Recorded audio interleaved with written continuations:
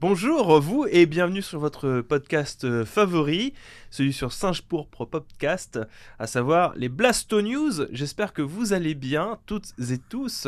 Je suis en compagnie d'Elena. Bonjour Elena. Bonjour. Je suis en compagnie d'Étagère également. Bonjour. Et enfin, je suis en compagnie de... L'autre là, Mage. Là, Mage. c'est moi. Non mais c'est cool, ça fait genre 5 ans qu'on se connaît, vas-y fais pas genre. Mais écoute, j'avais envie de t'emmerder. Ouais mais je sens. Ça me fait plaisir de te taquiner. Je suis d'humeur taquine. Aujourd'hui, nous sommes sur les Blasto News. C'est les deuxièmes Blasto News depuis qu'on a relaunch le projet, uniquement en podcast cette fois. Parce que on a fait un petit lancement en vidéo. Ça a plutôt plu. Maintenant, vous savez que c'est disponible sur Spotify, que c'est disponible sur Apple Podcast également, ou sur la plupart des applications de podcast que vous pouvez utiliser dans votre vie, à l'exception de Deezer, parce que visiblement, c'est relativement galère d'utiliser Deezer pour moi. Mais c'est pas grave, et surtout parce que filmer des Blasto News, c'était quand même très compliqué. C'était quand même relou. Ça m'a pris tout mon samedi de faire le montage, alors que c'était juste des changements de caméra. Et ça t'a pas plu de voir nos voix et nos visages tout le samedi? Non, pas trop, non. J'avais autre chose à foutre, genre m'occuper de mon fils ou des trucs comme ça. T'as changé. Ok, la femme, le fils et le domaine. C'est ça, non, mais c'est complètement ça. Hein. Puis copains, Elena, elle m'a vu bosser C'était toute la journée. terrible.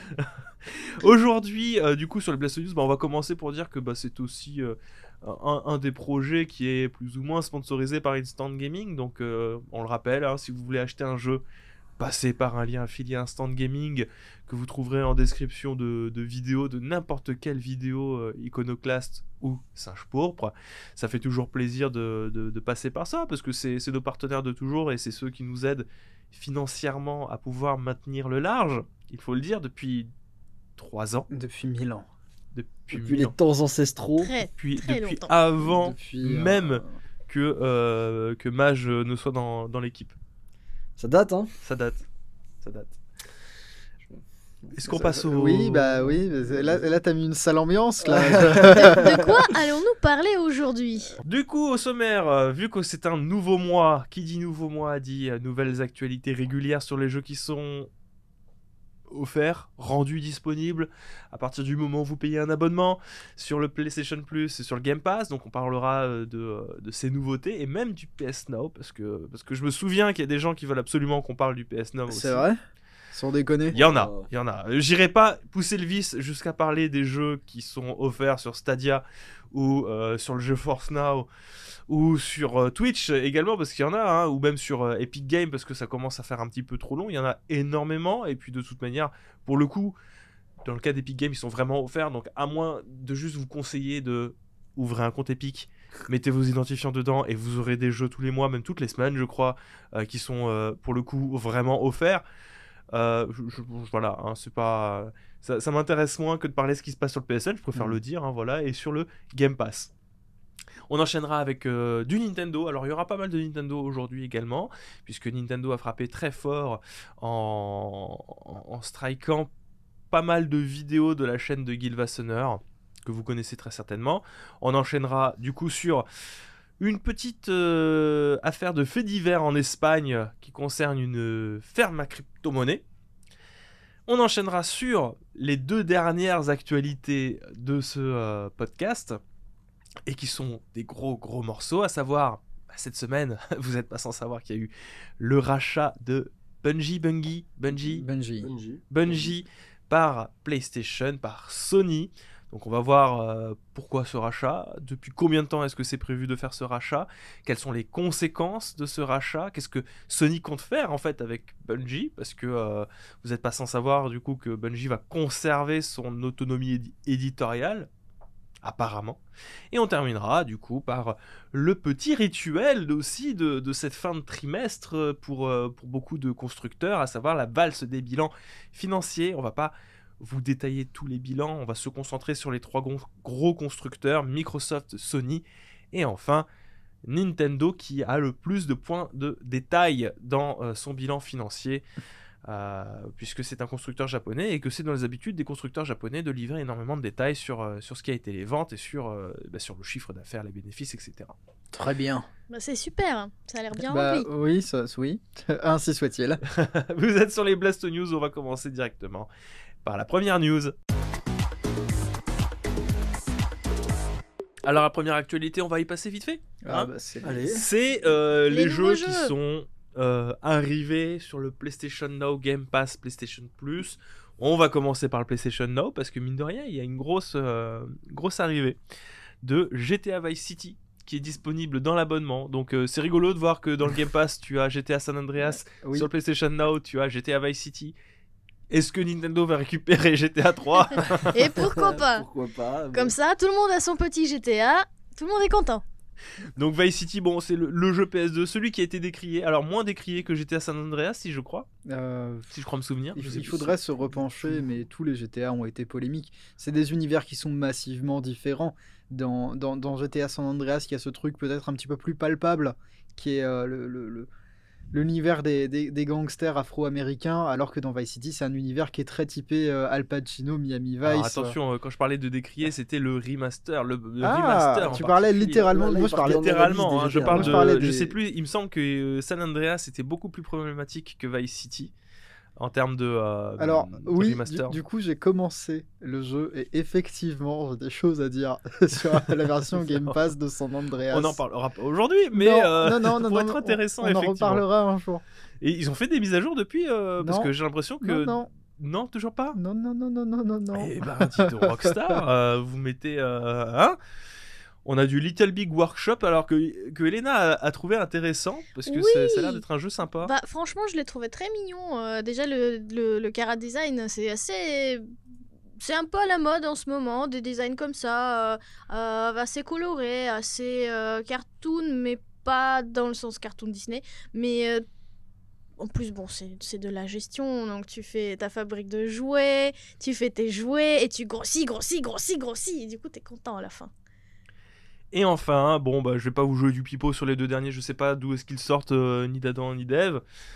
On a Through the Darkest of Time, un jeu de stratégie historique axé sur la résistance. On est à la tête d'un petit groupe de résistants à Berlin en 1933.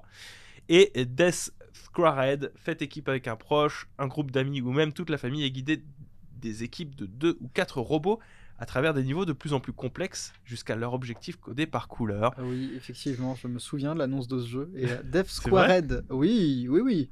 Bah dis donc. Oui, je me souviens de Death C'est Squared. J'aime bien ce jeu. Bah écoute, très heureux de savoir du coup que tu as joué à un jeu qui du coup ajouté au catalogue du PlayStation Now. Et moi, j'ai jeté un œil sur le Through the Darkest of Time. C'est vraiment un jeu pour les, on va dire, pour les adultes, pour le public adulte, parce que bon, hein, ça parle quand même de la Seconde Guerre mondiale et de tout ce qui se passait. C'était pas très chouette, hein, on va dire. Et la direction artistique est très intéressante, mais effectivement, c'est dark, donc il faut bien vouloir vraiment se plonger dans ce genre d'univers. Hein.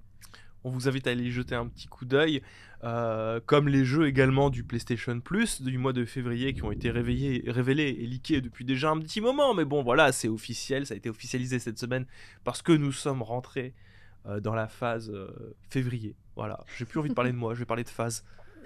La phase comme dans février. Marvel. Non, mais c'est. Ça fait FF. Et puis c'est très étrange de t'entendre dire vous allez rentrer dans le mois. Eh ben Florian. PlayStation Plus qui est un autre abonnement du coup que l'abonnement du PS Now. Donc tant que Spartacus n'est pas officiel, etc. et qu'il n'y a pas eu de réunification. Ce mois-ci c'est EA Sports UFC 4, donc c'est le MMA si je crois bien, Oui, c'est ça. qui est disponible. Tiny Tina et la forteresse du dragon, une aventure merveilleuse qui, attention, n'est pas le jeu qui est censé arriver bientôt, Alors, mais c'est un standalone de Borderlands qui est rendu disponible sur Alors, PlayStation 4.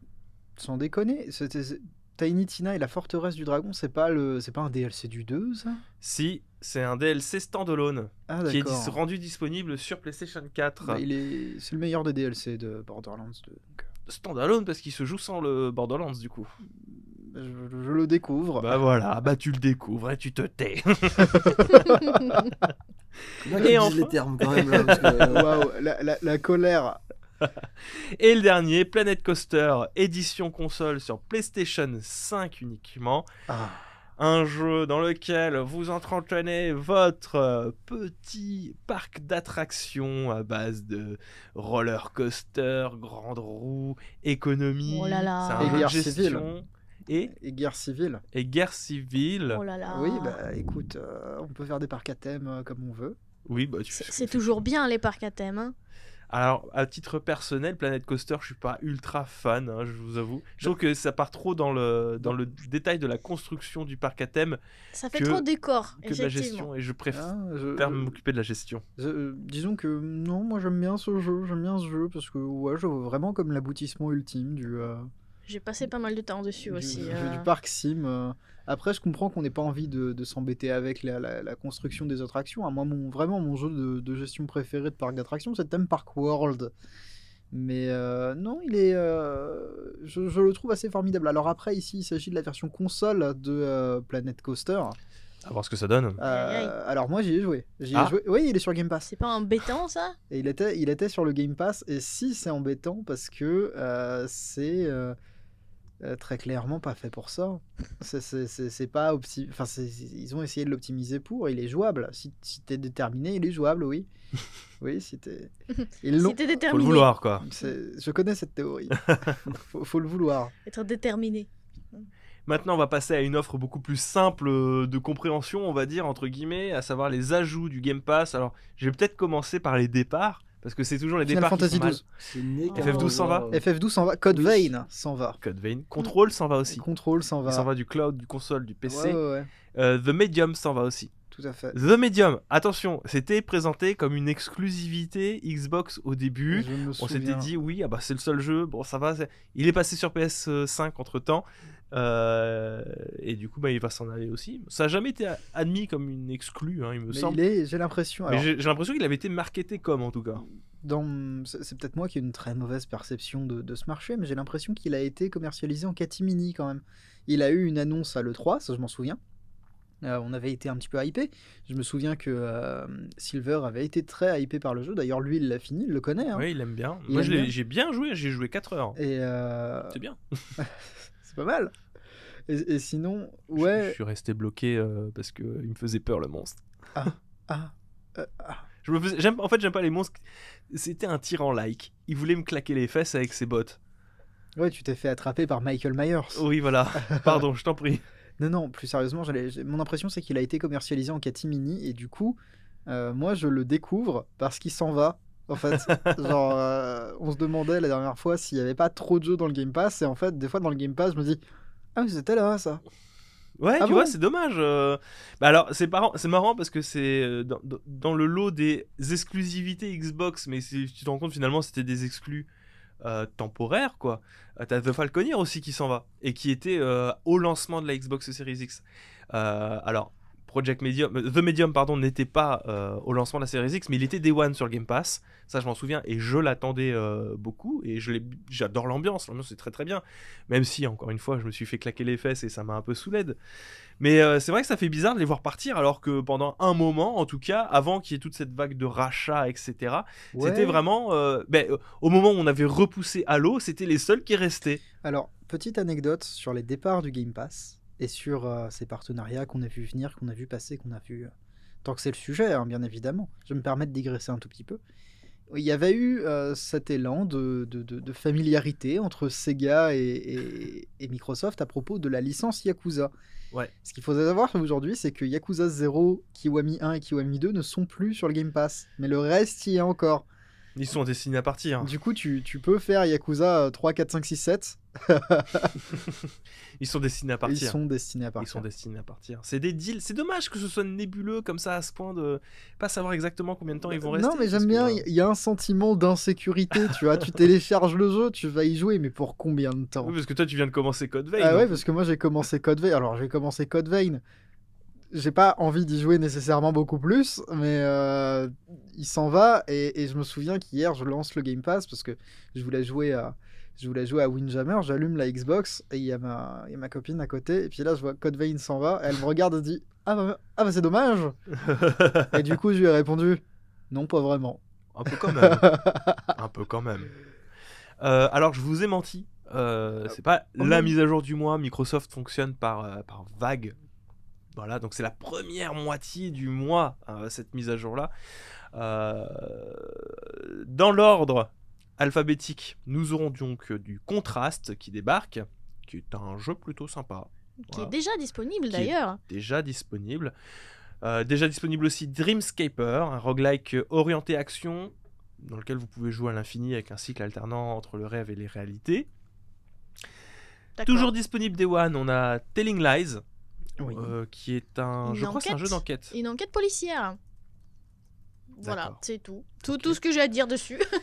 Après, pour le 10 février, du coup, on a la plus grosse salve, l'essentiel, on va dire, de cette mise à jour le 10 février, avec Besiege, jeu de construction dans lequel vous allez vous amuser avec la physique, qui était disponible sur Steam et qui avait fait les joies, je crois, des premiers épisodes de Squeezie, où il devait construire des trucs. Je me souviens plus, je crois, c'est vaguement, possible. je m'en souviens. Mais c'est vraiment un jeu dans lequel, en fait, tu construis tes armes de siège et t'essaies de détruire des trucs avec. Ah, mais c'est très Oui, marrant. je me Oui, souviens de ça. c'est le jeu qui joue sur la physique. Effectivement, si tu rates tout, bah, Oui, mais ta catapulte, elle marche pas. Elle tu se peux casse. soit créer l'arme de siège ultime, soit vraiment créer un truc qui fonctionne juste pas, quoi. Mais il faut vraiment vouloir parce qu'effectivement, c'est le genre de jeu un peu de niche.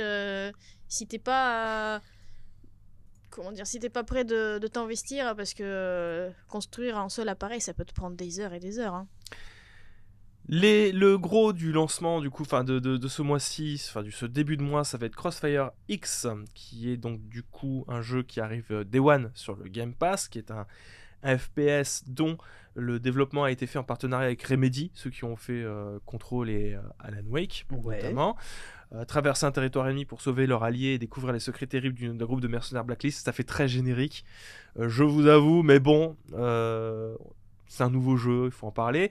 Qui m'intéresse un petit peu plus, même si les premiers retours étaient pas oufissimes, c'est Edge of Eternity. Mhm. Edge of Eternity, qui est un JRPG français. Oh, Encore une fois, on s'amuse toujours avec ces Oui, dénominations. avec la dénomination RPG japonais-français. Ouais, Mhm. c'est un peu la pas brochette mal. bœuf fromage du. Ah oui, bah, c'est complètement c'est la, ça. c'est la sauce soja sucrée. C'est la sauce soja sucrée du jeu vidéo. C'est la sauce soja sucrée du jeu vidéo. Bon, après, on rigole, mais ça a l'air vraiment très sympa comme jeu. Moi, je l'attendais depuis un petit moment déjà et je suis curieux de voir ce que c'est.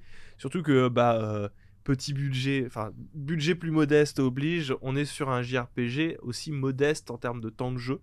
Donc, moi, je suis très curieux de voir ce que ça va donner. Il y a du Skull de Heroes Slayer, tu connais ? Oui, je connais Skull the Hero Slayer. Il est sorti un petit peu partout. Hein. Il est sorti sur PS4, sur PC. Il est même sorti sur Linux.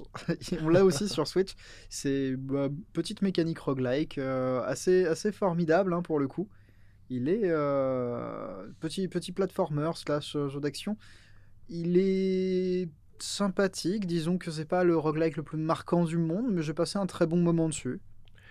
On a ensuite, pour le 10 février, The Last Kid of Earth et le sceptre maudit. Alors j'adore le nom de ce jeu. On a en même temps un anglais et en français. C'est parfait. C'est trop bien. C'est quoi cette histoire-là de mélange de langues comme ça? Un RPG en action en monde ouvert qui raconte une nouvelle histoire dans la ville post-apocalyptique de Wakefield, incarner les survivants adolescents Jack, Quint, June ou Dirk, et explorer les rues infestées de zombies dans votre quête pour empêcher Malondre, et un puissant adversaire, de mettre la main sur le sceptre maudit. Il y a quelqu'un qui respire dans son micro. C'est pas forcément... Je crois que c'est toi. C'est pas grave. C'est pas grave. Ah ok, excusez-moi. Je préfère le dire. Et on termine du coup avec les mises à jour du 14 février avec Ark Ultimate Survivor Edition. Alors Ark était déjà présent, mais il me semble que c'est la dernière mise à jour de Ark qui va être rendue disponible dessus, et par Infernax qui est dès sa sortie sera disponible sur le Game Pass, qui compte les aventures d'un grand chevalier qui revient dans sa contrée natale et la trouve sous l'emprise d'une force sinistre et mystérieuse. Voilà. Alors, je regrette un petit peu que pour le 14 février, on n'ait pas plus de jeux coop pour célébrer la Saint-Valentin. Moi j'aurais voulu des jeux de cul, mais... t'es comme ça, toi. C'est à ça que je m'attendais avec toi, mais non, coop. Non, je veux juste des jeux coop. Pourquoi tu t'attendais à quoi? Ils auraient foutu quoi? Even et je sais pas, laisse-moi rêver. C'est vrai qu'ils auraient pu refoutre. Haven, il est toujours dispo sur le Game Pass en plus, je crois. Je sais pas. Ils auraient pu le remettre en avant. Peut-être qu'ils auront un événement 14 février Peut-être. avec Orelsan. Bien sûr. Mhm. Il aime pas trop les 14 février. Ah bon, pourquoi? Tout le Je temps t'en seul à force de se faire quitter. Ah,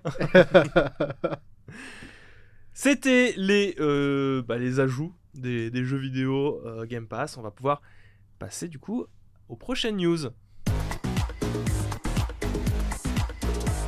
Alors les prochaines actualités, on va parler un peu de Nintendo qui dernièrement a sorti à nouveau la grosse artillerie pour flinguer un pauvre petit youtubeur qui ne faisait que diffuser des musiques qui ne lui appartenaient pas. Mais bon, je déconne, un peu de second degré dans cette histoire. C'est vrai que c'est triste encore une fois que Nintendo soit aussi vénère. Après, on dit vénère, ils ont fait que des réclamations qui ont été déposées. Je veux dire, il n'y a pas d'attaque en justice, ils n'ont pas sorti les avocats, ils n'ont pas fait d'attaque particulière. Cela dit, voilà, c'est presque toute la chaîne de Gil Wassenaar qui s'est vue claim en réalité, c'est-à-dire les musiques qui ont dû être bloquées et ou supprimées par Nintendo, hein, des musiques de jeux vidéo qui étaient diffusées par ce youtubeur très connu, qui ne monétise pas évidemment ce contenu-là, mais qui du coup le rend accessible aux gens qui souhaitent écouter les musiques de Nintendo. Et là où ça coince entre guillemets, c'est que c'est presque le seul endroit où vous pouvez écouter des musiques de jeux vidéo Nintendo. Sauf si vraiment vous êtes adepte de la Nintendo Switch avec Smash Bros pour l'écouter, je sais pas, dans le métro. Enfin, je veux Oui, dire. enfin, c'est dans Smash, c'est essentiellement des remixes aussi. C'est essentiellement des remixes, mais bon, c'est vrai que c'est presque le seul accès légal pour écouter un grand Oui. nombre de musiques Nintendo. Oui, bah oui. Cette c'est Switch vraiment- en mode MP3. Oui, bah oui, mais elle a la durée de vie vraiment de la batterie hein, pour la laisser en mode. Elle peut le faire. Elle peut le faire. hein, Faudrait faire des vraiment. tests pour voir si tu peux écouter toute la playlist Smash Bros. Bien sur sûr que batterie. non. Bien sûr que non. Même avec les dernières versions, parce Même que je avec sais les- que. Non, non, mais elle dure des heures et des heures, la playlist de Smash. C'est vrai. C'est vraiment beaucoup de musique. Il y a vraiment beaucoup de musique. Et pour le coup, Sylvain Gunner. Gil Wassenaar. Gil Wassenaar, pardon. hein. Excusez-moi, je confonds toujours. Gil Wassenaar, oui, c'est vrai que c'est un peu dommage, mais il y a des chaînes qui sont devenues paradoxalement très iconiques à cause de ce problème d'accès aux musiques de Nintendo. Je pense, typiquement, il y a, je crois que c'est Mixeli ou Pokeli, le mec qui a laissé toutes les musiques de Pokémon, je sais plus.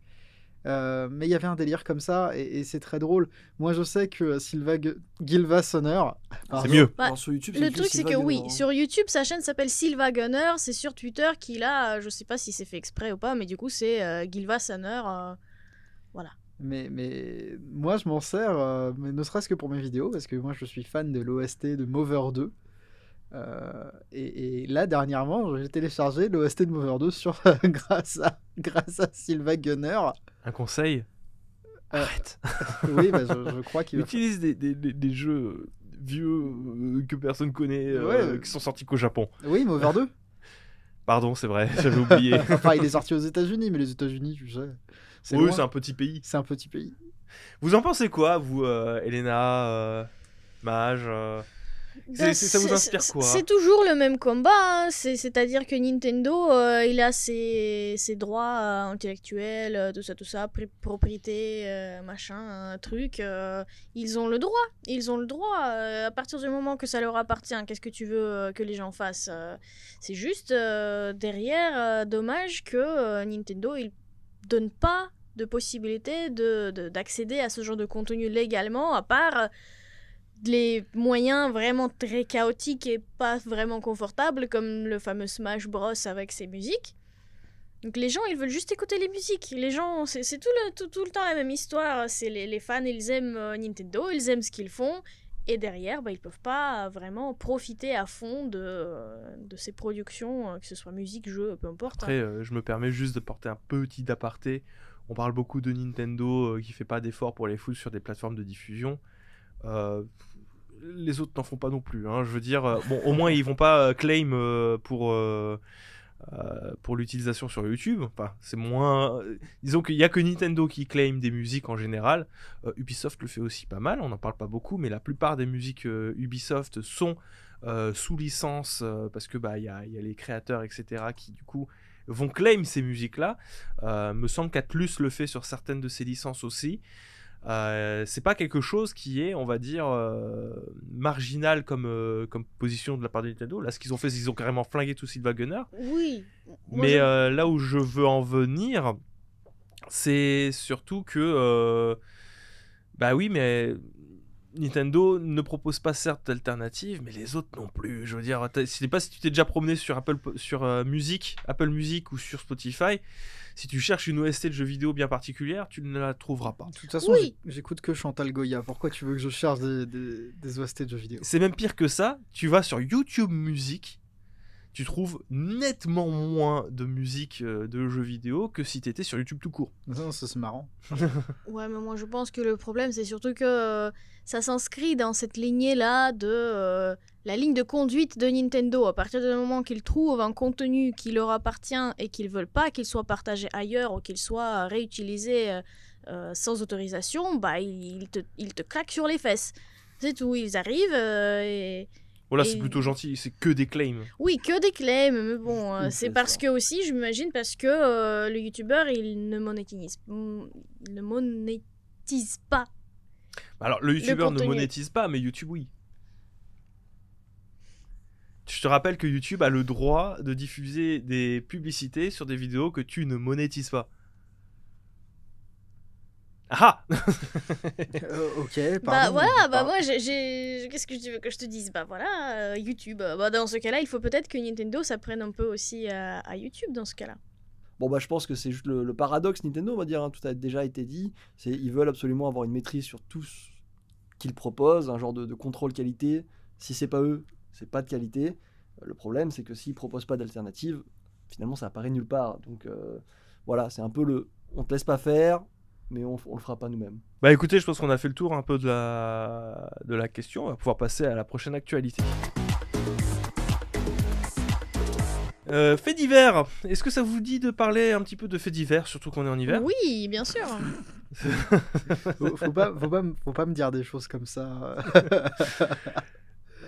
La police recherchait de la drogue en Espagne. Nous sommes en Espagne. La police cherche de la drogue parce qu'ils s'aperçoivent qu'il y a, il y a une surconsommation d'électricité Alors, dans une J'aime zone. beaucoup parce que quand tu racontes ça, tu prends un peu ta voix de maître du jeu de Donjons et Dragons, genre vous êtes en Espagne. Vous êtes en Espagne. La police recherche de la drogue. Ils ont eu la piste d'une zone sur laquelle il y a eu surconsommation d'électricité. Jette un dé pour savoir combien ils envoient de policiers. Non, en plus, Ils en envoient toute une brigade avec des béliers pour défoncer la porte. ah, très bien. Ça devient tout de suite beaucoup Non, mais plus c'est intense. exactement ce qui s'est passé. Hein. C'est vraiment Espagne, surconsommation d'électricité. La police soupçonne en fait une plantation de cannabis qui serait faite dans une cave et amène du coup toute une brigade avec bélier pour défoncer les portes, etc. Et là, surprise, ça n'était pas de la drogue, c'était plein de racks avec des GTX 3080 qui étaient branchés. Un truc comme 45 000 € de matos qui tournait pour miner de l'Ethereum. C'était en réalité une ferme de minage de crypto-monnaies. Là où c'est marrant, entre guillemets, c'est que le minage de crypto-monnaies, on en pense ce qu'on veut. La surconsommation d'électricité aussi. On parle quand même de 2000 € d'électricité par mois qui ont été ponctionnés par cette ferme de minage. Je ne sais pas si vous vous imaginez un petit peu, pour celles et ceux qui auraient un loyer à payer et des charges à payer, ce que ça représente en termes de consommation électrique, 2000 € par mois. c'est plutôt pas mal, c'est quand même C'est assez beau. important. Ça commence à faire beaucoup, C'est- 2000 € par J'aimerais mois. pas avoir 2000 € par mois de consommation électrique à titre personnel. Et s'ils sont venus, c'est parce que cette électricité était ponctionnée sur le réseau électrique de la municipalité. Parce qu'il y avait eu un détournement pour justement éviter de payer cette électricité, parce que cette ferme ne générait que, entre guillemets, 3500 € par mois. Les petits coquins. C'est peu. C'est-à-dire que, voilà, dans une idée de rentabilité, ils se sont dit, on va éliminer les charges en ponctionnant directement l'électricité. Après tout, Les charges? Non, non, non. jamais personne ne s'apercevra qu'on pique de l'électricité. Bien sûr. Bien sûr. Mais bien sûr. Alors, je sais pas ce que vous en pensez. À titre personnel, je vais peut-être commencer là-dessus. Alors, moi, je trouve ça affolant qu'on en ait encore à devoir débattre avec des gens sur l'impact écologique de ce genre de pratique. Parce que ça, c'est... Ok, c'est que 2000 balles à l'échelle d'une municipalité. Maintenant, vous vous amusez à les multiplier par toutes les personnes qui sont en train de le faire sur la blockchain. Parce que ça, c'est une petite ferme. Hein. C'est 18 000 € de cartes graphiques qui ont été saisies. Ouais. 18 000 € de cartes graphiques, ça fait pas tant que ça de 3080 en réalité. Donc c'est une petite ferme de minage qui ne génère que 3 500 $. Maintenant, vous imaginez à plus grande ampleur, avec un plus grand nombre, des personnes qui individuellement vont miner aussi, parce que ça compte aussi. C'est beaucoup de personnes qui juste individuellement vont générer, je sais pas moi, 50, 100 balles par mois de crypto-monnaie. Mais c'est une surconsommation électrique aussi. Et là, tout de suite, on se rend compte quand même, le crypto-monde, c'est plutôt énergivore. En soi, le minage n'est pas illégal. C'est le fait qu'ils aient ponctionné cette électricité sur la mairie qui l'est. Et je trouve ça quand même un petit peu chaud. Il faudrait peut-être, je sais que c'est le principe de la blockchain, que ce soit décentralisé, etc. Mais il faudrait peut-être apporter quelques règles. Parce que je trouve qu'à titre personnel, ça part un petit peu trop loin, ces histoires. Alors, ça fait un moment que c'est parti loin, Oui. hein, pour le coup. Je sais pas. Honnêtement, moi, ça me fait rire, cette idée de municipalité avec... Comment ils ont... À quel moment ils se sont dit que, tiens, on va prendre l'électricité de la ville, personne va remarquer ça. Surtout que c'est pas non plus un petit loyer d'électricité de 50 € comme une bonne partie de ménage, j'imagine. Mais 2000, ça fait beaucoup, ça se voit quand même. Donc bon, ça reste quand même drôle pour les gens qui veulent finalement gagner de l'argent en faisant une activité légale, parce que ça reste légal, et qui font des bêtises comme ça. Ça reste légal, mais même encore une fois, hein, comme je te dis, il y a Après, toujours ces... Moi, on m'a envoyé des articles, parce que, alors, depuis que j'ai fait la vidéo sur la NFT, on m'envoie autant d'articles qui vont dans le sens des NFT que de mecs qui veulent que je fasse des placements de produits sur les vidéos pour des NFC. pour des NFT. Mais dans le lot, enfin, je veux dire, on parle quand même aujourd'hui de certaines villes dont l'électricité a été coupée, notamment en Asie du Sud-Est. Certaines villes où l'électricité a été coupée à cause de fermes de minage, parce qu'il y avait une surconsommation électrique sur ces zones. Donc, Ouais, mais ça, une c'est vraie problématique. le manque de réglementation sur la question au niveau mondial finalement. Donc c'est pas que la France qui est concernée, pas que l'Europe qui est concernée. Tous les pays ont ce problème-là, en plus du coup de la pénurie des cartes graphiques. Oui, aussi, c'est vrai. Vous en pensez quoi, Mage ?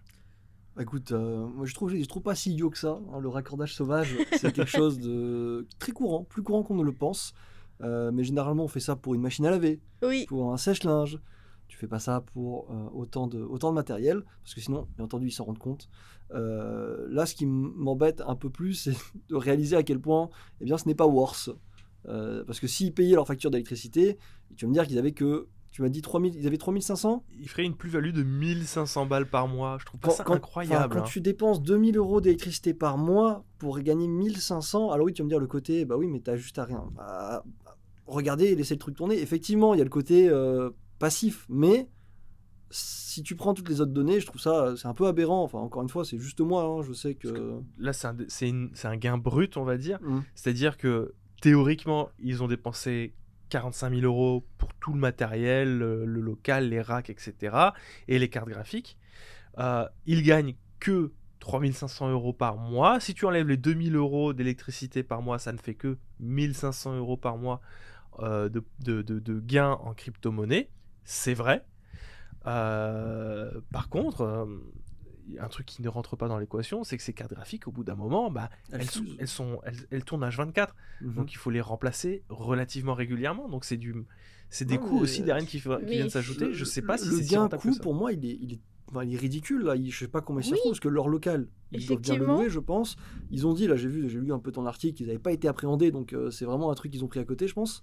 Enfin, financièrement parlant, rien que l'endroit, l'électricité et le renouvellement du matériel, enfin, je comprends pas comment tu peux faire ça en te disant, bah au pire, ça me fait gagner 500 balles, mais à côté, le mec, il ponctionne tout le monde, il casse les couilles à tout le monde. Et comme tu l'as dit tout à l'heure, tu as pris l'exemple dans les pays d'Asie où ils détruisent carrément, tu sais, toutes les racks. Je sais pas si tu l'as vu cette vidéo, Mhm.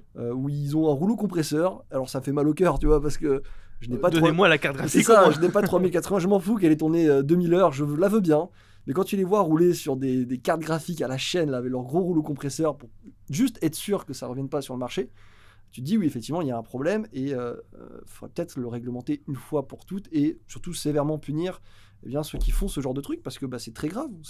Déjà, tu essaies de sortir du système financier standard, mais si en plus tu essaies de niquer les autres en récupérant leur électricité gratos, bon.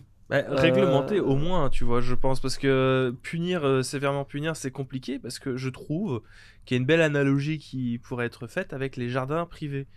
C'est privé, enfin je veux dire, c'est une activité privée, elle est extrêmement polluante, mais enfin je sais pas si vous le savez, mais les principaux pollueurs de terre, c'est ceux qui possèdent un jardin, parce que voilà, il n'y a pas de je sais, réglementation c'est pas sur quelque chose qui l'utilisation. vient. Ouais. Oui, mais il y a des règles. Par exemple, tu peux pas brûler des pneus dans ton jardin, tu vois. Bah si.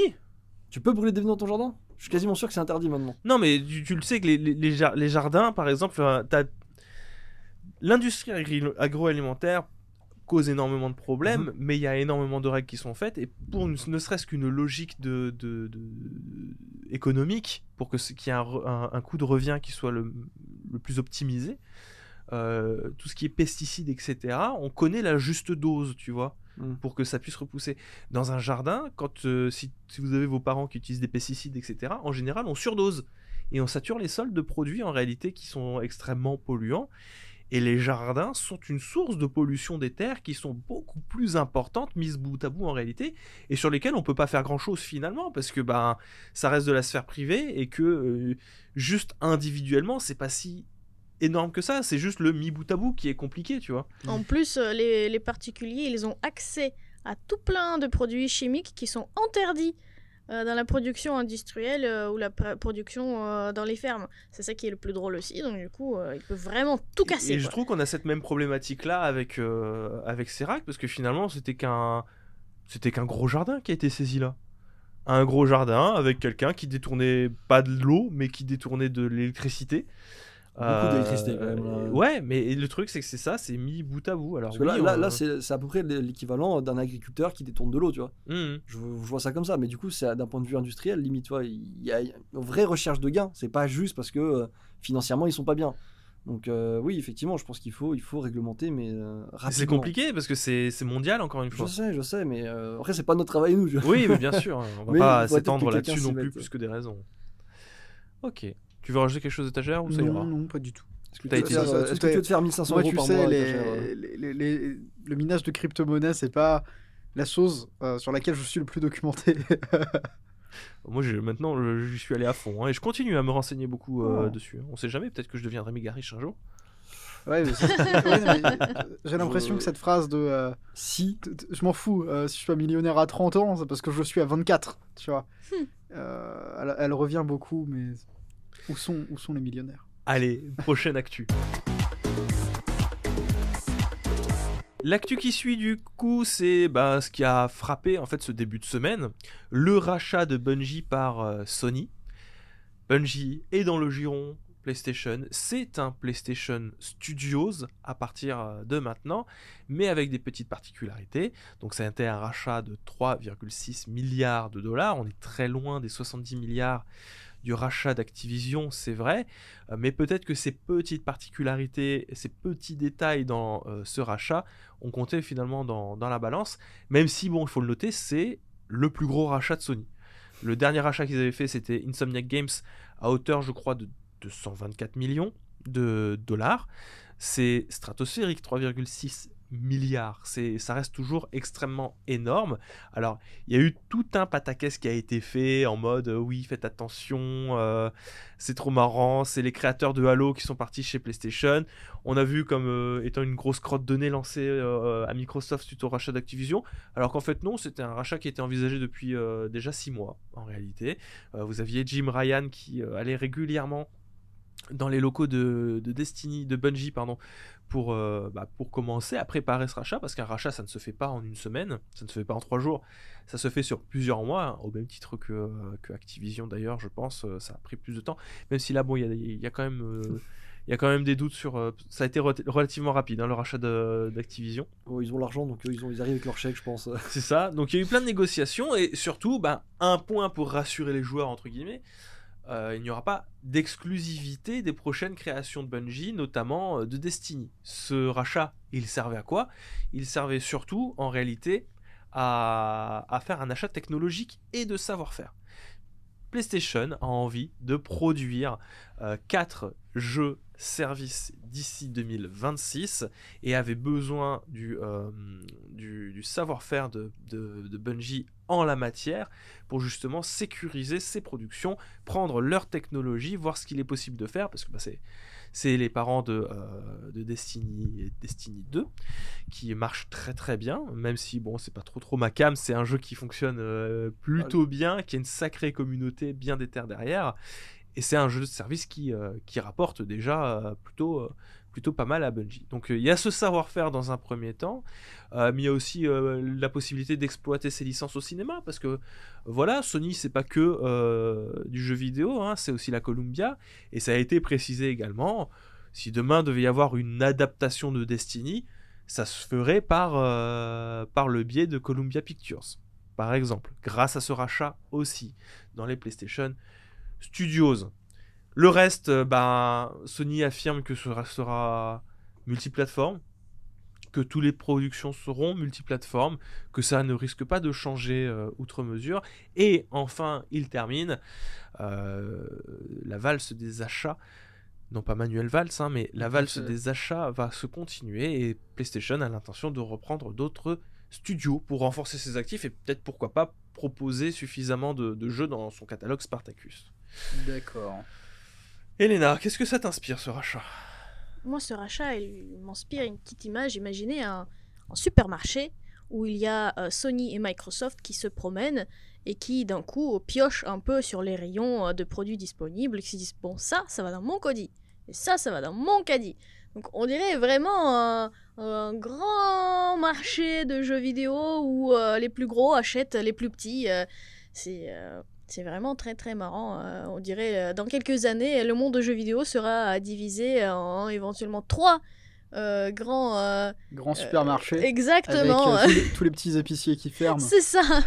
Non, qui se font racheter. Oui, bah pas voilà. forcément racheter, Éventuellement, il y aura Microsoft accompagné par plein de ce petit studio, Sony aussi, et Nintendo qui va rester tout seul. Une centralisation des acteurs, finalement, comme ce qu'on a au cinéma aussi. Qui oui, mais là, c'est vraiment, ça va très vite, et on dirait tous les mois, ils achètent un peu par-ci, un peu par-là. C'est presque qui va plus vite. Non, mais c'est parce que c'est ce que tu vois, mais encore une fois, on voit bien que ça se fait sur des années, quoi. Oui, mais les annonces s'enchaînent de manière assez régulière quand même. On a eu Bungie et Activision à la suite, mais je sais pas si ça s'enchaîne. Bethesda, c'était il y a pas si longtemps que ça. Oui, Pour moi, et puis il y a Housemarque par Sony au début de l'année dernière, en printemps de l'année dernière, c'était pas si quand même des longtemps, rachats, c'était des petits rachats, des rachats logiques en plus, parce que c'était des studios PlayStation. Bluepoint, racheté par PlayStation, ils faisaient déjà des jeux pour Sony, hein. Ils avaient fait Demon's Souls, ils avaient fait un peu avant Shadow of the Colossus, et après tout ça, après leur travail, ils ont été rachetés. Sony n'a fait que consolider ce qu'ils possédaient déjà, en mode bon, ok, vous êtes sécure, vous restez ici, les prochaines productions, c'est sûr et certain, ce sera là. Pareil pour Insomniac Games, hein, qui en fait n'était pas un PlayStation Studios et avait déjà fait des jeux chez Microsoft, notamment Sunset Overdrive. Alors, là tu choisis le bel exemple, hein, parce que du coup, moi, j'en connais pas d'autres. Hein, Oui, mais techniquement, ils pouvaient faire ce qu'ils veulent. Oui, techniquement, ils pouvaient faire ce qu'ils veulent. On a toujours cette image des fameuses exclus Sony de Insomniac, que sont Ratchet & Clank et... c'était pas eux, Spyro? Ils ont créé Spyro, mais ils l'ont vendu à Activision. Ah ouais. Mais bref, oui. Moi, je comprends C'est Spider-Man aussi, surtout. Oui. Je comprends cette envie-là de sécuriser un peu quelque part leur bibliothèque de jeux proposés, de quelque chose qu'ils peuvent garder en exclu ou qu'ils peuvent maîtriser à 100%. Ça reste intéressant, surtout que aujourd'hui, c'est clairement le jeu vidéo, il se tourne vers ce genre de jeu service. il faut que ce soit le Game Pass, il faut que ce soit une bibliothèque façon Netflix. Donc tout le monde veut son morceau là-dedans, c'est compréhensible. Mais du coup, les indés, ils vont en rester un jour ou pas parce que Moi, je pense, oui. tu vois, dès que le jeu il sort un peu du lot, dès que le studio il arrive à proposer quelque chose d'intéressant, d'innovant ou qui marche, bah hop, direct, ils se font racheter. Ils sont pris sous l'aile de l'un ou de l'autre. Je pense pas qu'on aura des rachats aussi massifs que ce qu'il y avait eu pour le rachat d'Activision. Il y en aura peut-être d'autres et dans ce cas-là, on me donnera tort. Je pense pas non plus que tout est destiné à être racheté soit par l'un, soit par l'autre. Je pense que le niveau de l'indépendant, de toute manière, ça sera toujours quelque chose qui sera relativement chaotique comme ça l'est aujourd'hui encore. Je pense par contre qu'on peut avoir à terme une multiplication de deals sur des jeux qui intéressent des plateformes en particulier, comme ce qu'avait fait Epic avec certains jeux comme Hades. Hades qui était disponible en Early Access depuis très longtemps, bien avant sa sortie en 2020. Je pense qu'on pourra avoir une multiplication de ce genre de deal pour des jeux AA ou des jeux seulement indépendants. Par contre, oui, on s'oriente de plus en plus vers la construction de gros mastodontes, de gros catalogues dans lesquels il est de plus en plus difficile effectivement de faire sa place. Mais je pense qu'il va rester encore des électrons libres qui vont rester. Là, en l'occurrence, pour PlayStation, la logique, elle est vraiment, je trouve, encore une fois, de soit sécuriser des actifs, des trucs qu'on a déjà, soit de s'ouvrir vers autre chose. Là, clairement, oui, avec le rachat de Bungie, ils s'offrent justement quelque chose qu'ils n'ont pas. Exactement, et ça, c'est très bien, mais du coup, on reste toujours dans cette optique de catalogue, donc ils enrichissent leur catalogue, et moi, tu vois, la question que je me pose, c'est pas seulement le statut de genre studio indépendant, mais si une bonne partie des studios sont dans les catalogues, ceux qui restent en dehors, est-ce qu'ils vont vraiment s'en sortir un jour? Parce que là, c'est vraiment, on est en train de diviser qui prend la partie de qui se range de quel côté, et ceux qui vont rester en dehors, est-ce qu'ils vont arriver à survivre? Est-ce qu'ils vont arriver à rester suffisamment concurrentiels, restant en dehors des catalogues, ou en restant uniquement sur Steam, ou justement en restant sans cette aide proposée par Sony ou Microsoft, parce que quand même Sony ou Microsoft, ils financent aussi derrière les studios qu'ils rachètent, ils aident au niveau marketing, développement, tout ce que tu veux. Comment ils vont faire tous ceux qui ne sont pas dedans? Ne serait-ce que déjà pour faire des preuves, ce sera compliqué, parce que la quantité de jeux sous label de Microsoft ou Sony, ils vont juste à un moment inonder un peu, peut-être. Ça, on retourne sur ce qu'on disait la dernière fois, finalement, sur la quantité des jeux. Pour le moment, je trouve que être mis en avant par l'un ou l'autre catalogue, c'est déjà une bonne chose, mais il faudra que ça soit fait avec parcimonie. Encore une fois, que ça rentre dans un catalogue ou dans l'autre, on n'est pas assuré que ça reste éternellement dans le catalogue. Exactement. Même pour PlayStation. Maj, tu voulais rajouter quelque chose? Écoute, Bungie. Merci Bungie.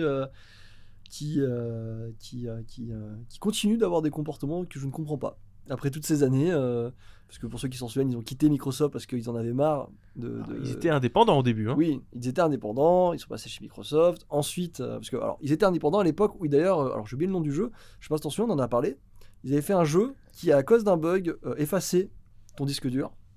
Et c'est à partir de là qu'ils sont partis chez Microsoft pour faire Halo parce que ils étaient pas bien à cause de cette affaire qui quand même effaçait des disques durs à une époque où il n'y avait pas de mise à jour et qu'il fallait tout renvoyer. Et du coup, ils sont repartis de chez Microsoft parce qu'ils en avaient marre de faire du Halo. Ils voulaient redevenir indépendants.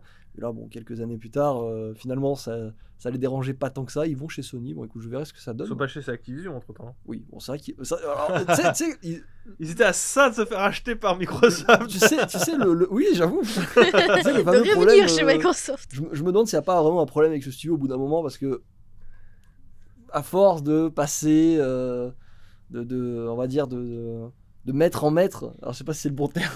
De maître en maître.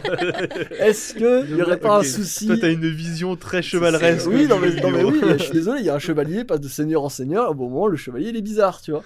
Et j'attends de voir ce qu'ils vont faire avec Sony, j'espère qu'ils nous produiront des bons jeux, à moins qu'ils aient décidé de nous faire un... Comment il s'appelait déjà ce jeu?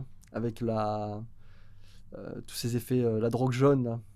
Haze. Un petit Haze, Oh merde. ça serait la punition. Tu vois, si Bungie on leur demandait de faire un Haze, je leur ferais un ah.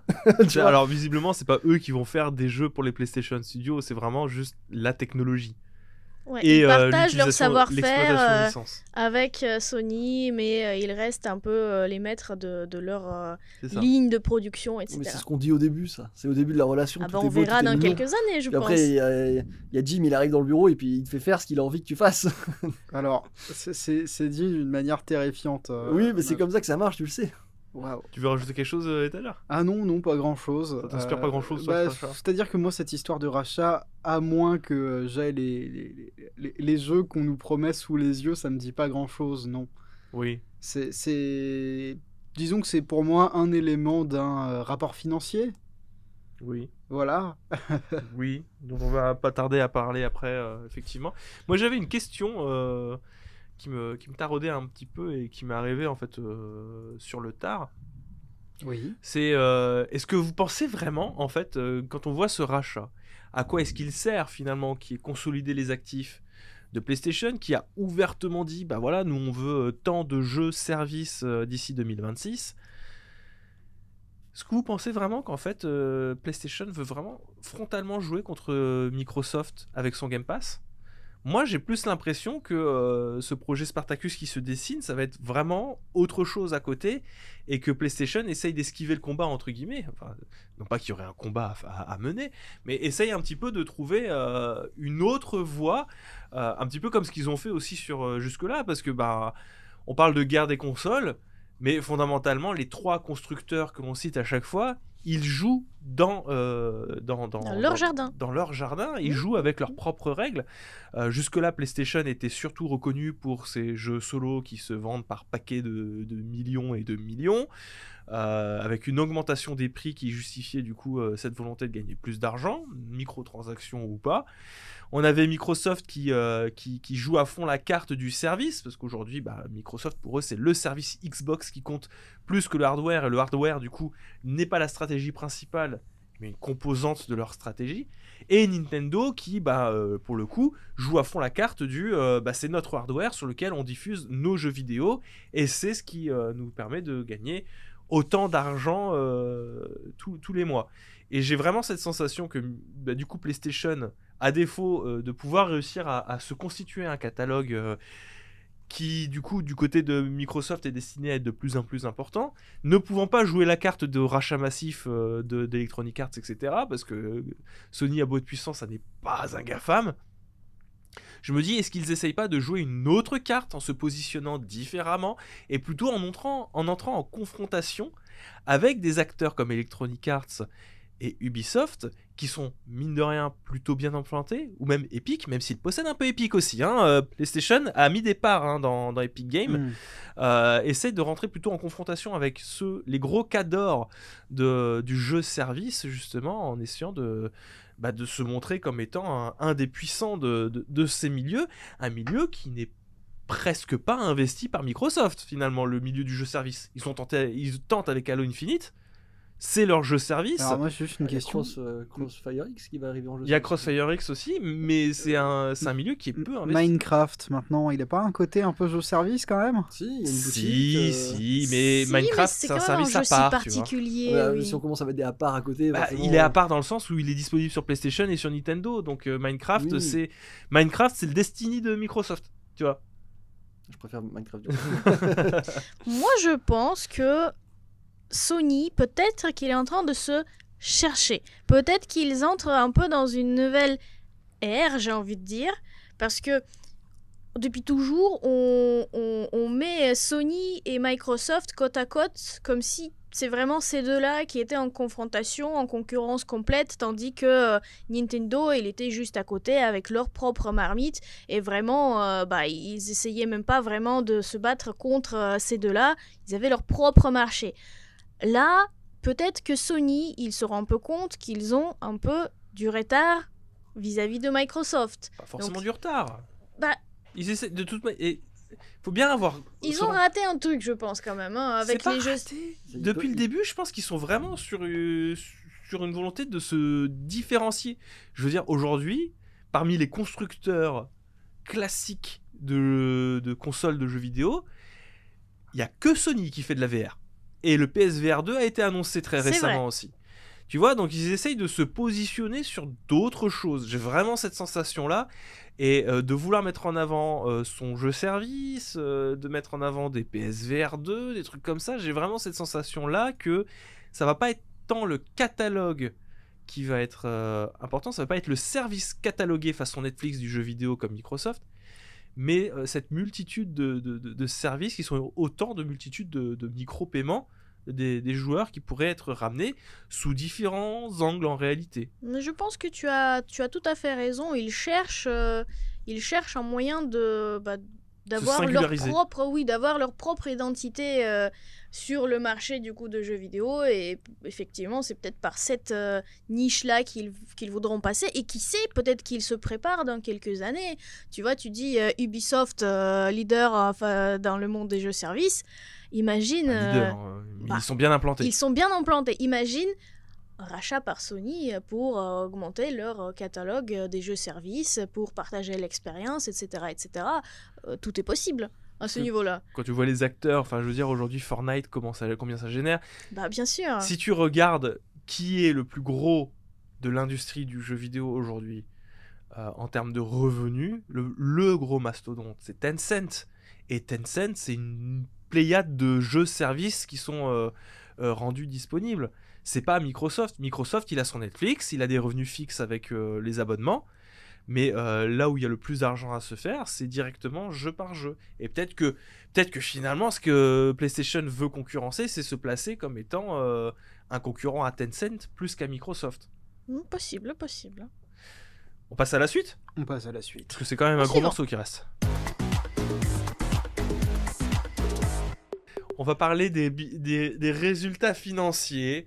Bon, je vais pas m'en cacher, hein, c'est les threads différents de Oscar Le Maire qui ont été publiés avec Oui. plein de jolis petits graphiques. Mais Les graphiques, c'est joli. on le cite souvent, mais on le remercie assez peu, hein, C'est vrai. ce Oscar Le Maire. Du coup, il fait un super il travail. fait hein. un excellent travail.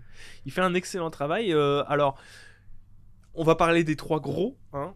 Encore une fois, comme j'ai précisé en introduction, on va pas parler de tous. On va parler de Microsoft dans un premier temps, Sony ensuite, et enfin on termine avec Nintendo. Et je le fais par ordre croissant, de sorte que Microsoft, on n'a pas grand-chose en réalité, si ce n'est qu'ils ont fait un chiffre d'affaires record sur la période de 2020-2021. Encore une fois. Encore une fois, comme tous les autres. Alors, Record une fois. encore une fois. Ah, pardon, excusez-moi.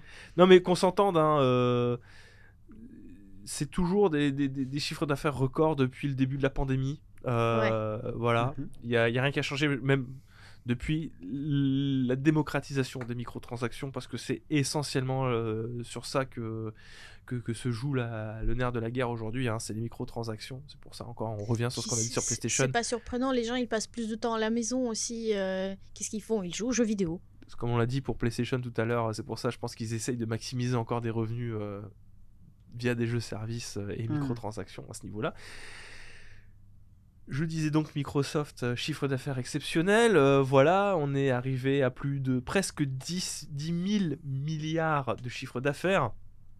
On n'a pas... Ça fait des studios, ça. Hein. Ça en fait des studios. Ça en fait des. Les Ça- studios à racheter, tu veux dire? Ça en fait répartition des revenus. Voilà, c'est un peu flou, mais on sait qu'on a 17,85% de ce chiffre d'affaires qui vient du matériel, donc je suppose revente de manettes, revente de consoles directement, accessoires, etc.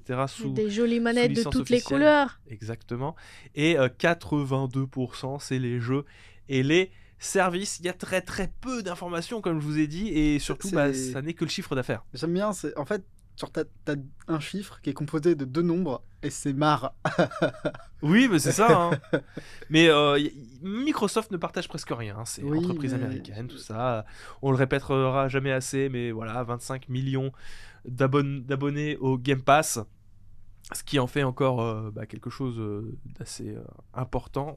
Ça fait beaucoup, beaucoup d'argent. Si t'amuses à calculer Le tous Game les Pass. mois ce que ça rapporte le Game Oui. Pass. Oui, ça imprime de l'argent. C'est vraiment- Ça imprime beaucoup de billets. très impressionnant de la part de Microsoft. Donc je pense que bon, vu qu'ils n'ont jamais partagé vraiment leur bilan, on suppose qu'ils sont en bonne santé. Oui, On espère. Ça va. De toute façon, on le rappellera jamais assez, hein, mais le jeu vidéo, vous savez, c'est qu'une branche de Microsoft. Hein. Oui. Exactement. C'est qu'une Pour branche le parmi coup, d'autres. C'est qu'une branche parmi tellement d'autres. Et ouais, c'est sûr.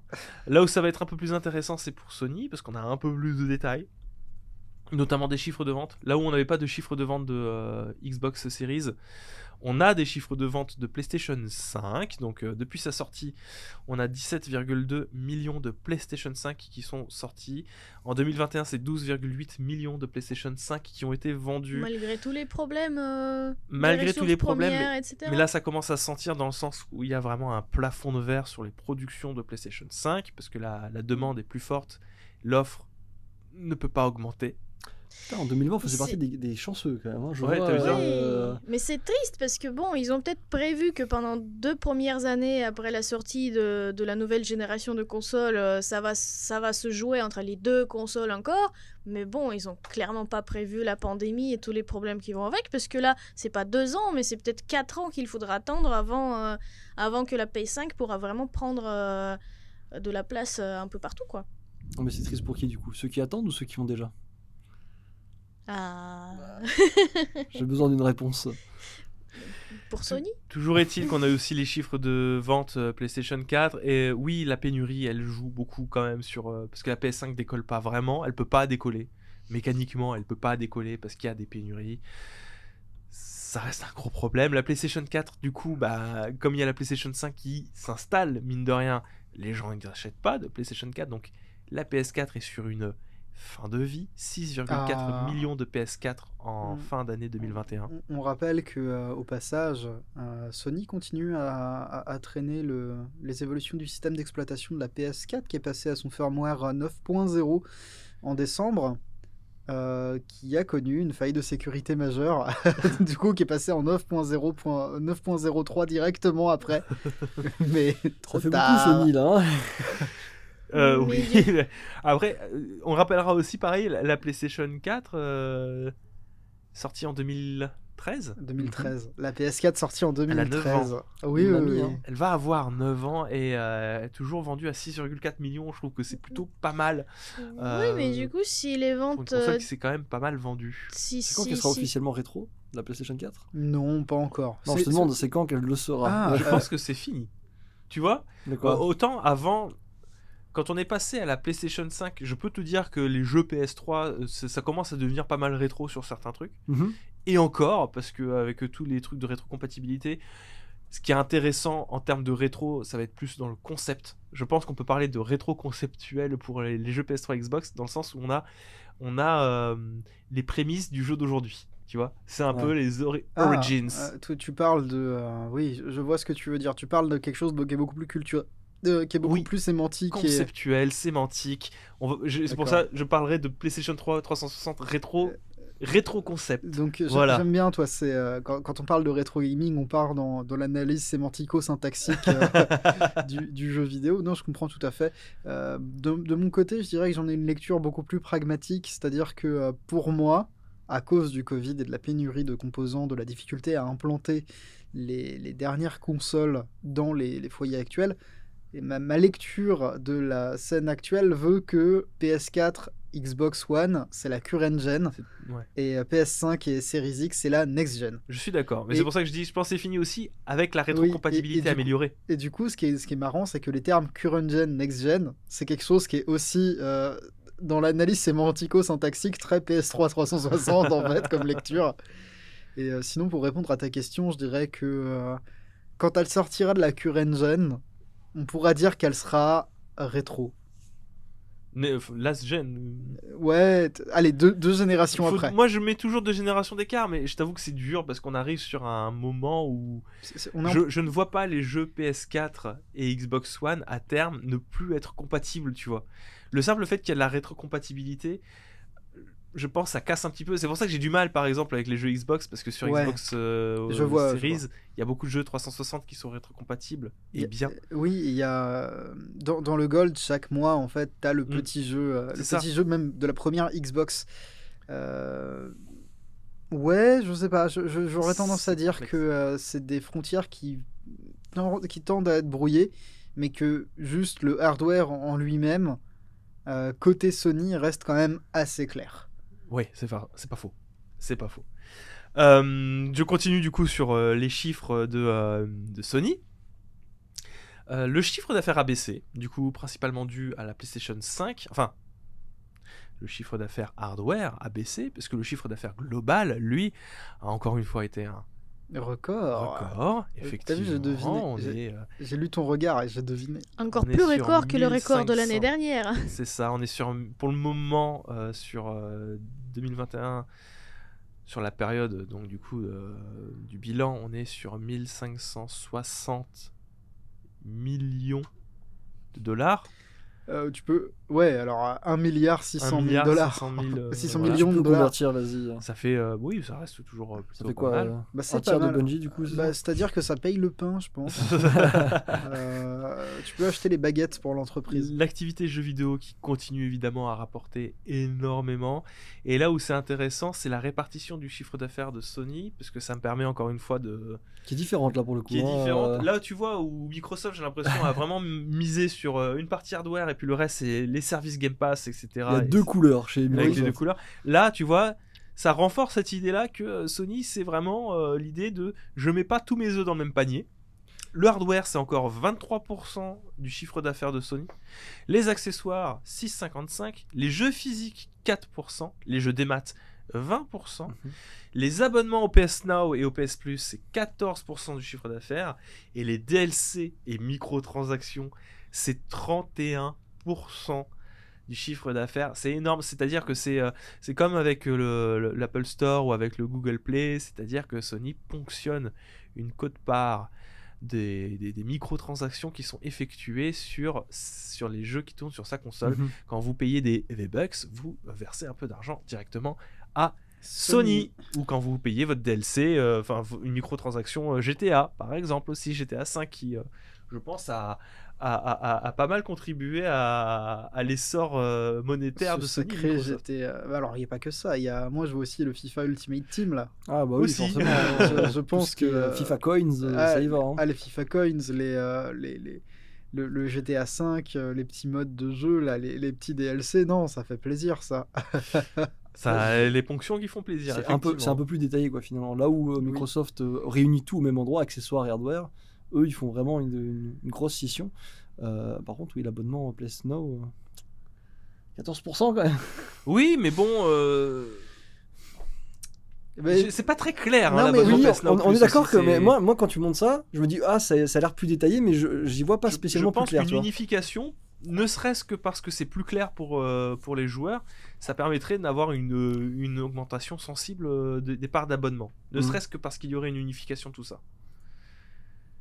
Vous avez d'autres choses à rajouter sur le Non, pas le plus bilan que financier ça. Je vous invite peut-être à aller voir le thread de Mais, Oscar mais Lemaire. je l'ai sous les yeux parce que du coup j'essaye de vraiment suivre, hein, ne t'en fais pas.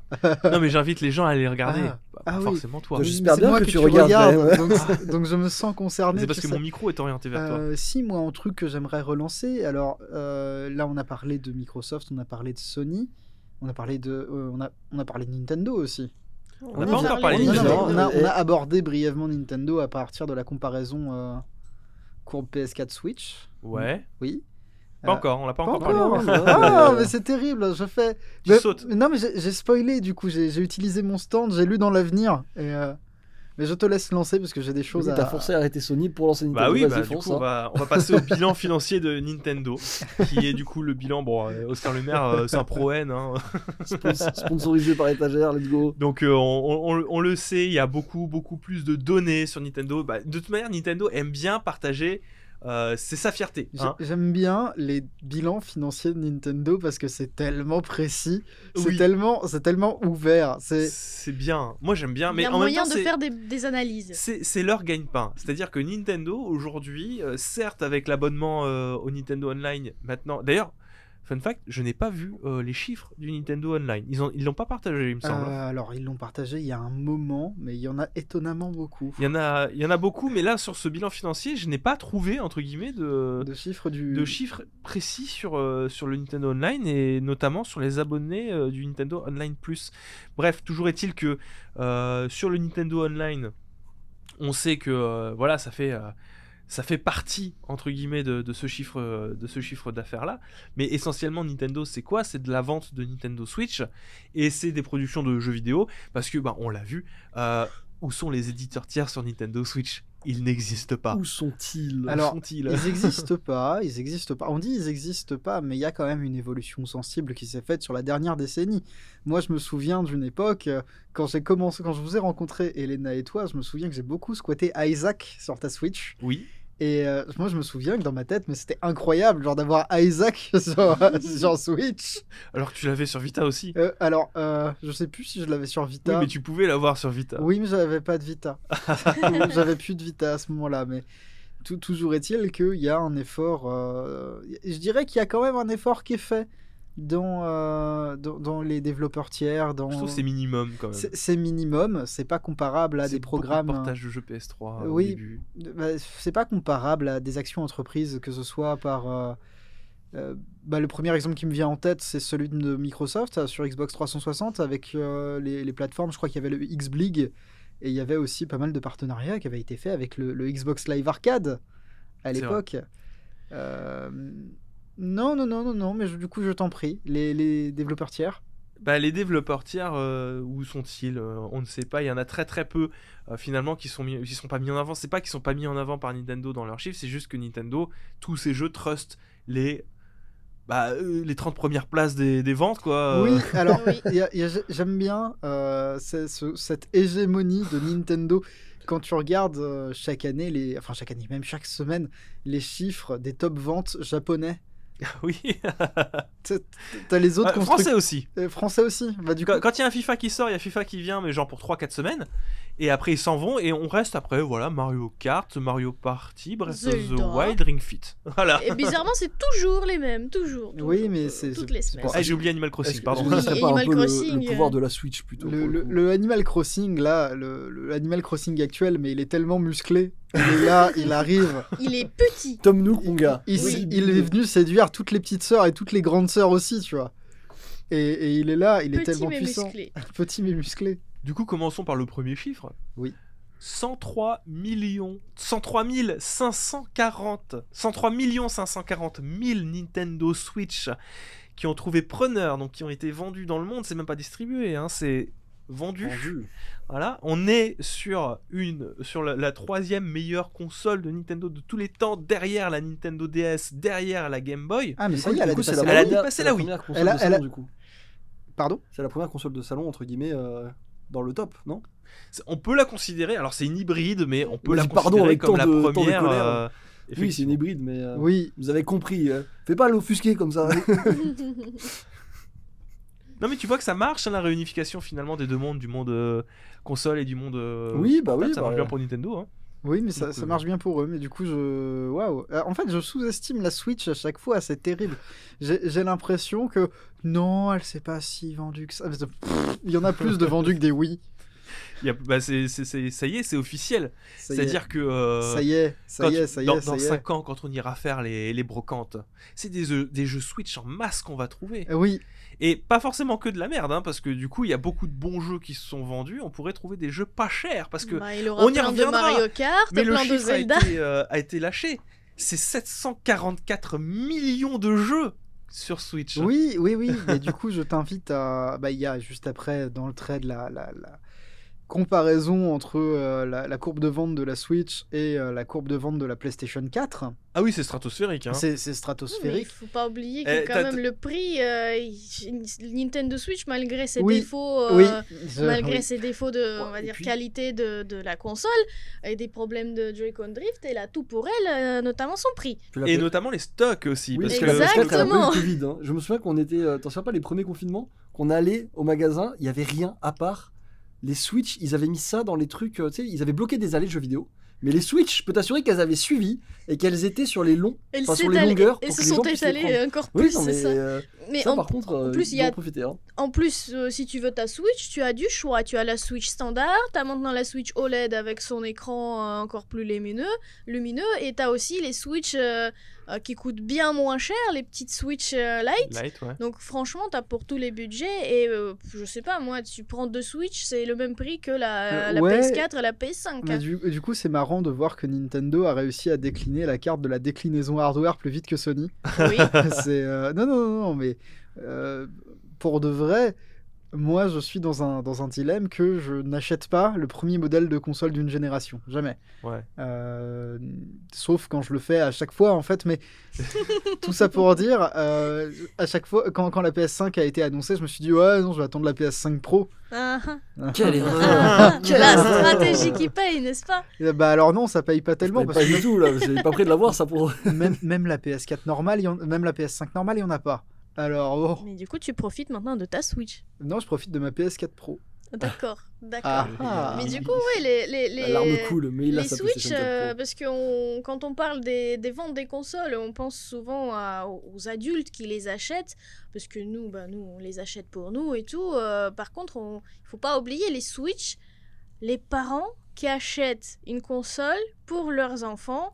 Je pense que les Switch s'achètent plus facilement parce que justement, ça coûte moins cher. Et si tu as plein T'achètes d'enfants, Deux Switch par foyer. exactement, tu achètes une pour soi, une pour ton gosse, Mais moi ou j'en ai 4. une pour soi. Toi, t'as un problème. Faut qu'on en parle Toi, un jour, t'as un vrai souci. T'as un syndrome de l'influenceur. Mais justement, avec les Switch, tu as 2 enfants, 3 enfants. Pour le même prix que la PS5, tu achètes les Switch pour tous tes enfants. Ils sont contents, ils ne se battent pas. Ils sont capables de jouer chacun dans leur coin et tout le monde est heureux. Puis de toute manière, c'est des gosses, ils veulent jouer qu'à Pokémon, c'est bon, Ils laissez-les. veulent jouer quoi. à Pokémon et à Mario. Oui, ils ont voilà. leur Pokémon, leur Mario. Et ils sont très heureux. Moi j'aurais été exactement. très heureux d'avoir 8-12 ans D'avoir- avec une Switch. Mais par contre, du coup, tu te retrouves dans une situation où, certes, t'as chacun de tes gosses, ils ont leur propre Switch, leur console, mais du coup, tu achètes aussi 2 Pokémon ou Mais ça tombe 3 bien. Zelda. Non, alors, pour les Zelda, c'est un peu moins optimisé, mais pour les Pokémon, c'est bien. C'est bien d'acheter 2 jeux Pokémon. Bah oui, c'est bien, c'est pas mal. Ouais, mais du coup, tu achètes quand même plusieurs C'est fou, ils ont exemplaires pensé à du des- Ça même tombe jeu, bien parce qu'ils probablement. font des double Ouais, mais packs. C'est dingue. Ouais. Tout Tout est prévu, tout Après, est je crois prévu. qu'ils ont réfléchi, tu vois. Enfin, On a rarement vu. C'est à croire que c'est une industrie qui réfléchit et qui Ouais. planifie ses actions, c'est Ah, incroyable. dis donc, c'est fou. Du coup, je continue avec les chiffres, si tu me le permets. le truc, il Ouais, a ouais, pris- il a vas-y. pris le Non. contrôle Ouais, du non, trade, mais hein. go, y a pas de souci. Non, mais je te reprends parce que voilà, là, c'est quand même important. Moi, j'aime beaucoup comparer les chiffres de la Switch et ceux de la Wii U parce que Non. Ça te sert à- Pourquoi tu fais ça pourquoi Wii U. Vraiment. Ouais, Moi, ouais. je sais que je suis dans ces 13 millions de personnes qui l'ont acheté. J'aimerais qu'on évite d'en parler. Alors, moi aussi, je suis dans ces 13 millions de Oui, personnes. moi aussi, qui l'ont- je trouve qu'il y a une Il y a beaucoup. représentation, il y a une surreprésentation des gens qui ont acheté une Wii U ici. Ouais, non, mais dans ce local, tout le monde a eu une Alors Wii U. moi je l'ai pas acheté, par contre j'ai empêché Florian de profiter de sa Wii U fraîchement achetée. Oui, c'est vrai. C'est-à-dire qu'elle était déjà pas très bien. En plus, tu l'as Non. empêché d'en profiter. Non, mais t'as parfaitement raison. Sinon, j'étais en matière de jeux individuels, ouais, on peut voir que Pokémon est particulièrement bien implanté Non mais sur cette Switch, monsieur. tu sais, il faut boycotter les jeux Pokémon, ils avancent pas. Et ça- Pokémon épée et bouclier, Tous les ans non, le boycott. personne ne va l'acheter. Personne ne va C'est acheter trop Pokémon. feignant épée et bouclier. Ça vient de dépasser Pokémon or et argent, mais c'est Trop fainéant. trop feignant, voilà, il faut le dire au bout d'un moment. Non, Tous les ans encore plus feignant, encore plus Puis, boycotté. Diamant et Perle, ils ont rien foutu dessus. Non, c'est vrai, remake infamant Diamant et Perle, il n'est que deuxième des remakes les plus vendus de. Par contre, il faut absolument boycotter Legends of Arceus. Ça, on sait pas pourquoi. Alors lui, pareil, ils ont annoncé 6 500 000. Waouh, Depuis c'est le- bon. Il est sorti- ça il me est fait- sorti la non, mais semaine moi, ça me dernière. fait plaisir parce que je suis sûr, j'en avais plein le cul des Ben, gens qui étaient en mode oh là là, Alors, il on le s'inscrit. boycotte. Il s'inscrit dans ce que je définis, moi, Legend Arceus, si on fait une parenthèse sur lui, dans un espèce de renouveau du jeu de chasse aux monstres, Oui. qui me fait très plaisir. Et je suis content de ce jeu Monster Hunter. On en reparlera une autre fois. Oh là On peut continuer vite fait sur, Ouais. sur des chiffres. Metroid Dread, qui est le Metroid le plus vendu. Le Metroid 2D le plus vendu. Metroid 2D, il mais- n'est que deuxième à côté de Prime. Oui, mais il n'est sorti qu'en octobre. Novembre. qui Ce est n'est pas sorti comme fini, ce novembre. n'est pas Ce fini. n'est pas fini. Oui. Ce sera le Metroid le plus Mais vendu. c'est très très cool parce que Metroid, j'ai l'impression que plus personne n'en attendait, plus rien, et ça fait super plaisir. Bah, 2 740 000 exemplaires. Quand même, hein. C'est bien pour un Metroid-like. Pour un Euh. Metroid. Mario Party Superstar. Alors, et Super Mario Party 5 millions 43 5,43 millions. 5,43 millions de ventes pour Superstar et Super Mario Party qui a 5,3 millions. Je sais pas, rendez-vous compte, on est à 17 millions d'exemplaires vendus pour Super Mario Party. C'est quoi les bails? Je ne sais pas, C'est- j'ai peur. J'ai peur des chiffres de la Switch, ils sont incroyables. Le Mario Party Superstars, mais oui. Il est nul en plus. Oui, je mais l'aime tu te pas. souviens, on disait tout à l'heure, tous les parents qui achètent les Switch Oui. à leurs enfants. Voilà, t'as besoin que d'un. Oui, mais du coup, tu achètes quand Enfant même un ou jeu jeu par foyer. Oui. Parce Bah que alors là, pour le coup, ce qui est bien, je quand pense qu'il a même, l'effet jeu de jouer société. avec les petits enfants comme ça ensemble, au moins tu contrôles un peu ce qu'ils consomment en termes de jeux vidéo. Je pense que tout le monde est content. En plus, peut-être que tu achètes une pour la maison, une pour les grands-parents. Voilà. Ah oui. Ça fait déjà deux. Tu distribues vraiment des Switch à tout le monde. hein. C'est- Toi, t'es vraiment parti pour acheter des Switch à tout le monde. Moi, je sais D'ailleurs, que si tu vous prends regardez une sur vos Switch. bureaux, Non, là, tout non, de suite, il y c'est a des juste. Switch. Non, qui je nous me, attendent. je me projette juste dans quelques années où je crois que ça va se passer à peu près comme ça chez moi. Hein. Bah, J'espère qu'ils auront fait une autre pas Switch. avec la Switch, quoi, parce que sur le pauvre, Ouais. quand même, ça sera un peu vieux. ce sera un peu vieux. Enfin, c'est-à-dire ce sera que peut-être pas, Tiens, ce sera la fiston, du Switch rétro. 2 en ce- jour. Ce sera la La Switch U. Switch. Oula, Oh là, oula. faut pas faire ça. Du coup, on continue. Super Mario 3D World, 8,85 millions d'exemplaires de Super Mario 3D World plus Bowser Fury, ce qui fait que du coup, il surpasse le jeu original sur Wii U. Il surpasse bientôt la Wii U aussi. Oui. Dans un moment, mais je caresse l'espoir qu'il se vende plus de Super Mario 3D World plus Bowser Fury que de Wii U. La grosse info, c'était aussi le fait que ça y est, Mario Kart 8 Deluxe est le Mario Kart le plus vendu de tous les temps, mais également Bravo. le deuxième jeu Nintendo le plus vendu de l'histoire après Wii Derrière Sport. Wii Sport, mais Wii Sport il était fourni avec la console. Je sais pas pourquoi on l'inclut dans les tops. Oh là là. Bah oui, mais on est Ça obligé compte. quelque part. Il y a ça forcément compte des un gens peu. qui l'ont. Mais il s'est plus vendu de Mario Kart 8 Deluxe que de Super Mario Bros. Ah merde. Et on dirait pas, comme ça, j'ai pas l'impression que Mario Kart 8 Deluxe a eu l'impact culturel de Super Mario Bros. Mais, Et pourtant, il s'en est vendu plus. à toutes celles et ceux qui attendent un Mario Kart 9, je pense qu'on peut attendre encore un peu. Du coup, est-ce qu'on peut dire que ça y est, maintenant que Mario Kart s'est vendu comme ça, Mario Bros c'est oublié? C'est fini. Non, celui-là. mais par contre, tu vois, moi je trouve que ce qui est marrant, c'est qu'avec cette Switch aussi, bon, je digresse un petit peu, mais j'ai cette sensation que Grâce. voilà, t'as une vraie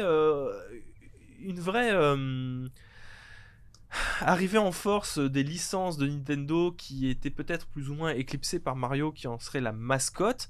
Est-ce que le concept de mascotte ça s'essoufflerait chez Nintendo au profit de licences plus ou moins fortes? Peut-être, je veux dire, aujourd'hui Breath of the Wild c'est quand même mieux vendu que Super Mario Odyssey. Animal Crossing fait plus figure de mascotte d'un Nintendo en 2022 que Super Mario, même s'il a toute sa bonhomie, son parc d'attractions, etc. Animal Crossing c'est plus fort que Mario Odyssey. Oui, mais Nettement en même plus fort. temps, Mario Odyssey, il est arrivé au tout début de la vie de la console. Là, les autres jeux, ils Ça sont n'empêche pas de arrivés. se vendre. Oui, mais pour Animal Crossing, on peut pas le dissocier du facteur pandémie et du facteur confinement. Oui, C'est un jeu cocooning parce que- parfait. mais il continue à se vendre. Oui, mais si je compare juste les chiffres, je pense pas qu'on puisse dire que Ring Fit est une licence aussi forte que Pokémon parce que Ring pas faux. Fit, Je pense qu'un Ring Fit 2, c'est peu probable, si ça sort, que ça fonctionne bien. Comme Wii Fit U. il a eu le vent dans le dos. Non, Ring Fit. dans les meilleurs des cas, à Ring Fit, il faut juste faire des mises à jour et proposer des DLC, mais c'est tout. Hein. Un deuxième Ring Fit, non. De manière, on va dire, en vrac, voilà, Mario Kart 8 Deluxe, 43 millions d'exemplaires, Animal Crossing New Horizon, 37 millions, Smash Ultimate, 27 millions, le Smash le plus vendu de tous les temps aussi. C'est peut-être individuellement, si on exclut les remakes, c'est peut-être le jeu de combat le plus vendu de tous les temps. Aussi, c'est vrai. Zelda Breath of the Wild, 25, presque 26 millions d'exemplaires pour Breath of the Wild. Autant vous dire qu'il y a une certaine attente qui va se créer autour du 2. Ouais. Pokémon Sword and Shield, 24 millions Heureusement d'exemplaires. qu'on l'a boycotté. Heureusement Oui, qu'on l'a non, boycotté. Hein. Mario Odyssey, 23 millions. Heureusement qu'on l'a boycotté. Mario Party, 17 millions. Tu connais la chanson. Pokémon Let's Go, 14 millions. Ah. Ça, c'est dommage qu'on l'ait pas boycotté. Pokémon Diamant et Perle, 14 millions. Et Ring Fit, 13 millions 500 000. Alors, C'est le top 10. ouais, mais c'est marrant. C'est le top 10, mais genre, il y a Pokémon 3 fois. C'est Donc, marrant. 3 jeux qui ont été boycottés Si sévèrement. tu veux, et ce qui est marrant, c'est que tu vends. Aujourd'hui, tu as un éditeur tiers, tu dis je vais sortir un jeu sur Switch et je veux qu'il soit dans le top 10, il faut que tu vendes plus de 13 500 000 exemplaires de ton jeu. C'est chaud. Il faut arriver quand même. Hein. Bref, voilà, je pense que. Oui, bon, il y a quelques chiffres hein, sur le remaster HD de Skyward Sword qui s'est vendu que à 3 850 000 exemplaires. Oui, mais c'est un Aïe, aïe, aïe. remaster HD d'un jeu, oui. Je veux dire, c'est Oui, déjà mais bien, peut-être qu'il y avait une attente que ça fonctionne bien. Pour moi, c'est encore une fois c'est surcoté Skyward Sword. Les chiffres sont là pour le parler. Effectivement, les gens n'en avaient rien à foutre de ce jeu, massivement, comparé au parc. C'est mon moment salé, hein, ok. Et, ne m'embêtez pas là-dessus. Et bah écoutez, voilà, on a fait le tour. Un très bon chiffre d'affaires pour Nintendo aussi. Bon, une petite baisse qui s'explique parce que bah, les chiffres sont incroyables, mais il faut bien avoir en tête que 2021, c'était pas fou en termes de sortie de jeu pour Bah, à Nintendo. part Pokémon. À part Pokémon qui a carry la game, c'était pas incroyable. Il n'y a pas grand chose à se mettre sous la dent. Enfin, je sais pas ce que vous en pensez, mais. Moi, tu connais déjà l'état de ma Switch.